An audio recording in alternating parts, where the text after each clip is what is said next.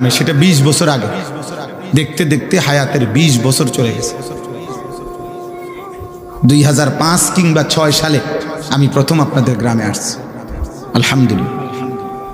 কারণ আমি 2004 সালে চাকরিতে আসছি এখানে।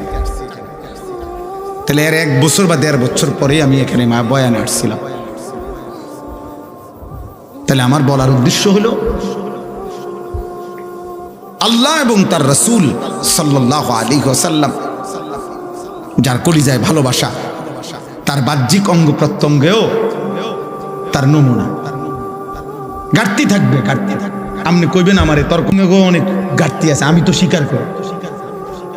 আমি এটা বলছি না আমি তো বেহেশতের থেকে আইছি না। আমি কি এখন বেহেশতের থেকে আইছি?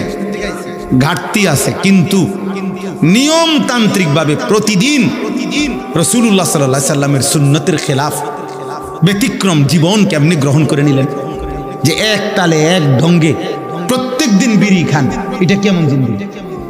সারা বছর দাড়ি কাটেন, এটা কেমন জীবন? সারা বছর পেশাব করে টয়লেট পেপার ব্যবহার করো না আব্বা, এটা কেমন জীবন? এটা তো ভুলে যাওয়া না, এটা তো ইচ্ছা করে ঠান্ডা মাথায় গাদ্দারি করা, ইচ্ছা করে।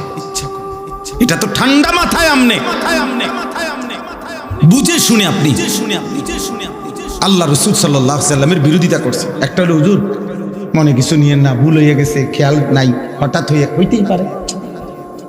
একটা হলো এটার নিয়ম বানাই লাইছেন আপনি, সিস্টেম বানাই লাইছেন আপনি, এটারে আপনার জীবনটাই বানাই লাইছেন।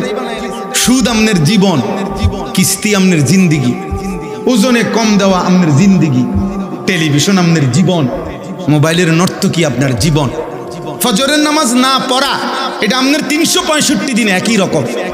প্রতিদিনে আপনি কথা কইলে গালি দেন, প্রত্যেক দিনে আপনি ওজন করলে কম দেন, প্রত্যেক দিনে আপনি যত রোজগার করেন এর মধ্যে কিস্তি এবং সুদ আপনি লাগাইয়া রাখছেন। তো এটা কি শুধু গুনাহ? এটা ভুলে যাওয়া, এটা মাঝে মধ্যে, এটা গাদ্দারি না? কথা বলে না,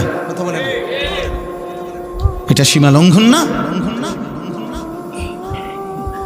এটা তো অহংকার, এটা তো বড়াই করছেন যে আল্লাহকে আমি কোনো পাত্তা দেই না। কোরআনুল কারীমের মধ্যে আছে সাআলা সাইলুম বিআযাবিন ওয়াকি'।